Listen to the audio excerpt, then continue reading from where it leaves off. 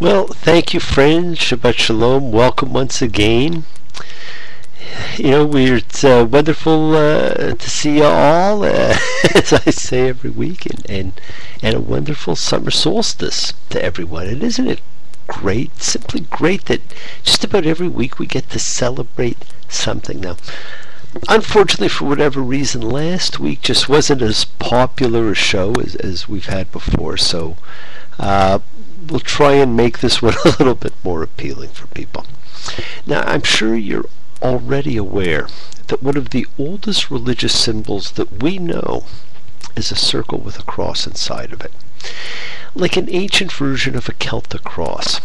And the circle represented the path of the sun over the course of a year, and the cross marked the 4 key dates, the 2 equinoxes and the 2 solstices.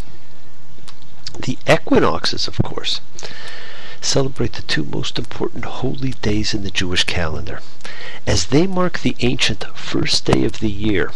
And on a solar basis, that'd be March 20th, but of course on a lunar basis it floats around that time.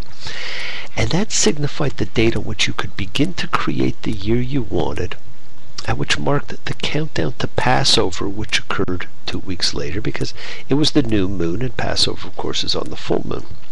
And Passover, don't forget, is the most important holy day in the Torah. It's a festival of unleavened bread, which commemorates freedom. And the second date would be September 22nd, which was the first day of the 7th month, which came to be known as Rosh Hashanah, now known as the High Holy Days, and which subsequently became the first day of the calendar year. Now, an equinox, of course, is equal light and equal dark. And that alone, friends, has amazing significance on both a personal and a cosmic level. Now, this weekend, maybe even today while you're listening to this, marks the summer solstice. And that's one of the 4 key dates, and it's the longest day in the Northern Hemisphere's year. Solstice is Latin for sun standing still, because that's kind of how it appears. Friends, almost all cultures see holidays built around these 4 dates. And of course, we have the twin festivals of light occurring during the winter solstice. Now, I hope you all made some sacred time and space for yourselves last week, friends. Remember, we talked about how the Torah exists on multiple levels or dimensions. And you could take the literal meaning or the allegorical meaning or the mystical meanings. We saw someone who contravened the law of sacred time and sacred space, and they died for it. For some, they read it as God killed them for picking up wood, period. Others will see the story as a warning that if you don't take the time to recharge, you will die. Some people spend their entire lives reading and believing only at the literal meaning. They don't go past the do no work part, and may actually not even connect to the concept of sacred time and sacred space. The reason is, hey, that's the rule. They're not wrong. Just as those who see this at different levels and take the message to be of connecting to the universal oneness of singularity and recharging their essence in their own personal observance of sacred time and sacred space, are also not wrong. We need to learn to see that it's really the same. It's just vibrating at different speeds, like the colors of the spectrum of the rainbow. All one energy, but vibrating at different speeds. And that is reinforced with one of the rebellions that we're about to talk about. Now, you may have noticed that there's certain recurrent themes, and among them freedom, sanctity of space and time, protection of widows, orphans, and children, all-inclusiveness, one law for alien and for resident. And you will see some of those again in this parsha. You will see them again and again. But before I talk about that, I want to point out one of the truly amazing things about this technologically shrinking world that we live in. It really is a global village now. When I grew up in the late 50s and 60s, your friends were pretty well determined by where you lived, and they were restricted to the kids on your street. In high school, it expanded, but not necessarily by that much. Now you can have friends anywhere, some of whom you've never met. We have a friend who I have never met, who lives in California near San Francisco. He was forwarded our show several months ago, and he enjoys it and watches it every week. And he writes to let me know his interests and topics that he wants covered, and just to say when they have special meaning and how much he enjoys them. Well, friends, he's undergoing radiation therapy. So let's all pray for Bob and his 40-day journey across the wilderness. Mishaberach Avotenu, Makor Habracha Lemotenu. May the source of strength, who blessed the ones before us, help us find the courage to make our lives a blessing and bless those in need of healing. Thank you. Now, from what was actually called the Beatles, but which everyone called the Double White Album, came these words. You say you want a revolution.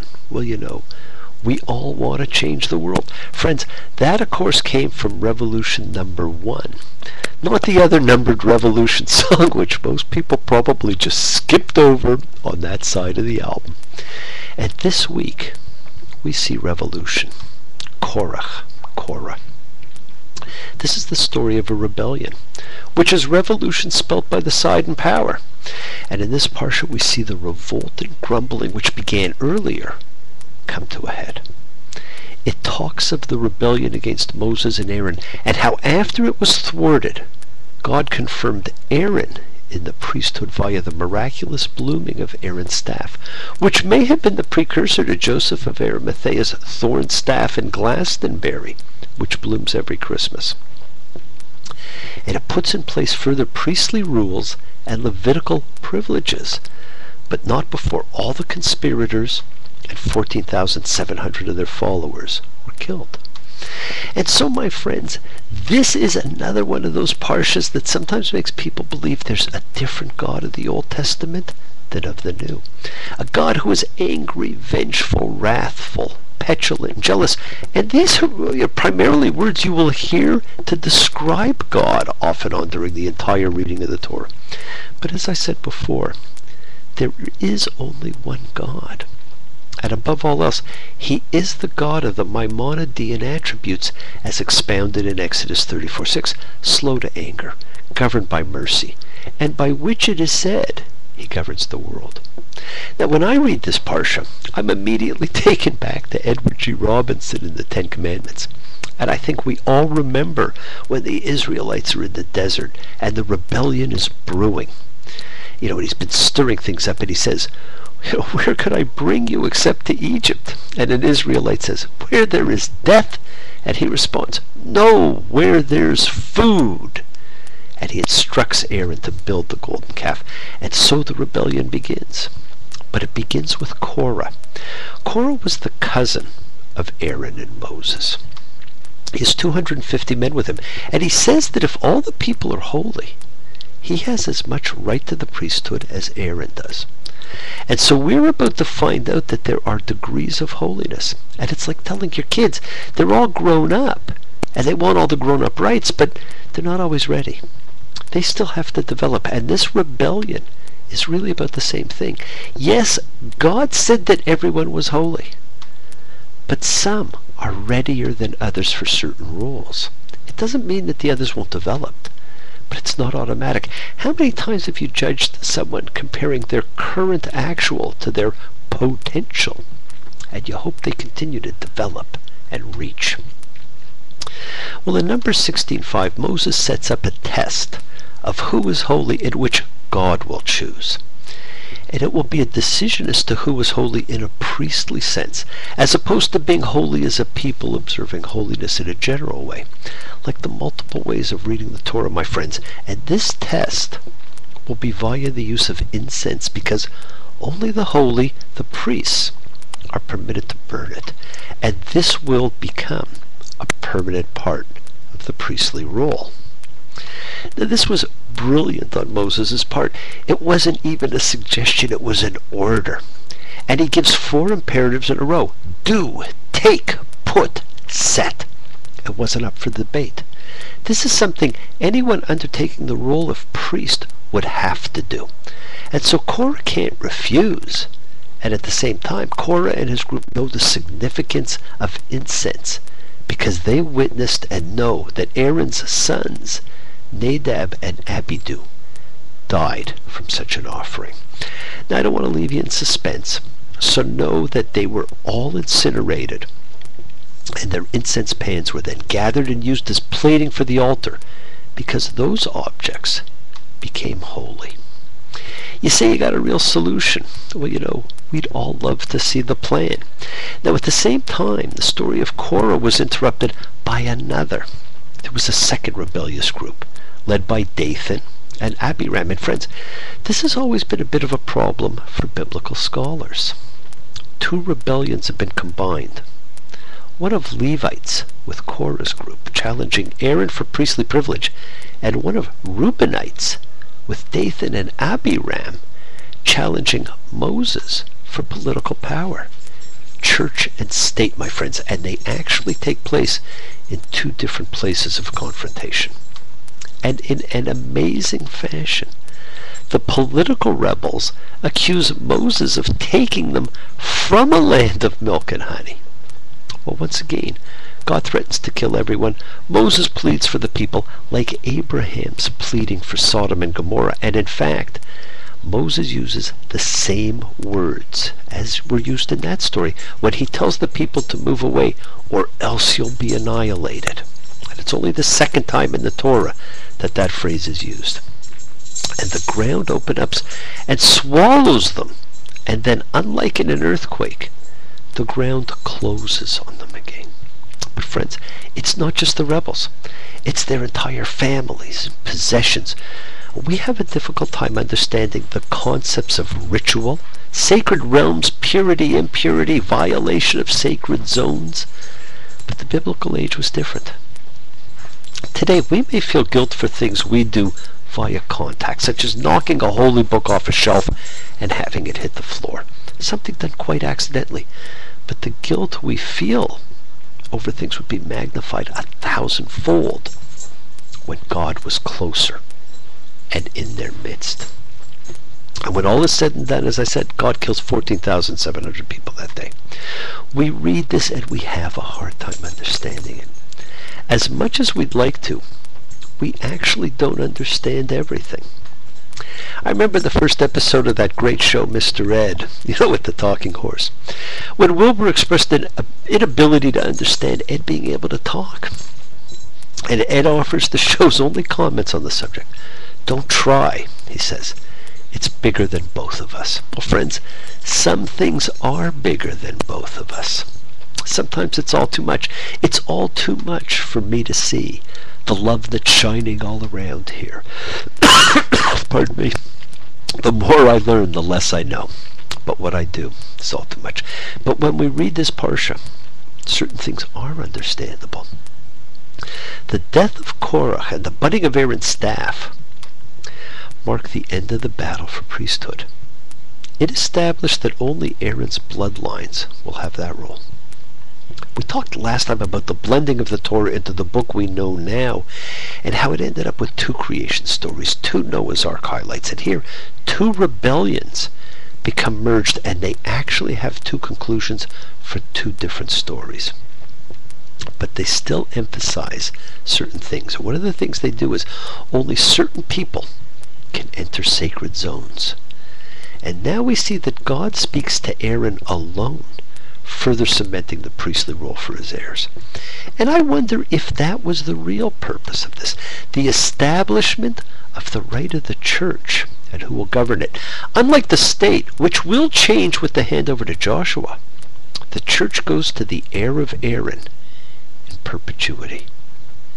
And in a small, almost throwaway line, we get a much better understanding as to what Holy of Holies means. It's a term that we've encountered since the wilderness journey began, right after the Exodus. And while I think most people immediately think of that spot near the Western Wall when the Second Temple existed as the place where the Ark stood, it's actually not one spot. It never was. You see, friends, it changed depending on where they were and what was being talked about, be it the Ark or the place of sacrifice. And what it really meant was in the holiest of conditions. we all have holy conditions in our lives. And those too change. Yes, we ultimately carry our holiest place in our hearts, but we don't always see it there. Where's your Holy of Holies? Do you honor it? If you could, what changes would you make? And I always think of that great line from the Low Spark of High-Heeled Boys. If you would just a minute to breathe, and they granted you one final wish, would you ask for something like another chance? The whole part of this Torah, and about most of the Torah actually, is about the journey. Remember, friends, the desert wilderness is a transient space. It's not a place which can be settled or cultivated. We pass through the desert on our way to our permanent destination, whether physically or internally in our hearts and spirits. Life in the desert is also transient. It is preparation towards a desired objective. Even the holiness in the desert was temporary. Mount Sinai was sanctified for the sake of the Torah's revelation, after which it reverted back to its prior state of being a mountain. Permanent holiness cannot be found in transient places, internally or externally. But we still must uphold all those key principles: mercy, kindness, protection, freedom, singularity. And friends, we as a group still carry an amazing legacy from the days of Abraham. Be our guest, to put our service to the test. We don't turn people away. Whether we are in the desert or not, we are welcoming and inclusive. The Torah, my friends, is about sanctity. And that comes in two dimensions, the dimension of space and the dimension of time. And we've talked about sacred space and sacred time, and we'll talk about them again. And we see space has varying degrees of permanence, be it the desert, the sanctuary, the temple, our own places, our own spaces. And so, my friends, this time we talked of the idea of Sabbath transcending the realm of man, because it belongs to the realm of creation. It belongs to the sacred, and it's not part of the temporal realm of the desert with its transient sacred spaces. The fire pans of those who perished were considered holy because they were carried into sacred space even by non-holy people. It was the space that made it holy. And we have seen that levels of holiness were spatially restricted. These twin rebellions mark a borderline between the sacred and the profane, church and state, and they too serve to remind us that only the consecrated can cross into the zone of the sacred. We have to focus on the enduring and the eternal, and not mistake the way station for the final destination. Truth, honor, love should be our guideposts. We have lost sight of truth and light, as the rallying cry of today's religion has become: pay, pray, obey. Well, friends, thank you for joining me. I hope you have enjoyed yourself. I look forward to hearing from you. I look forward to seeing you again. Shabbat Shalom. And everybody, I hope you all have a fantastic week. Thank you very much.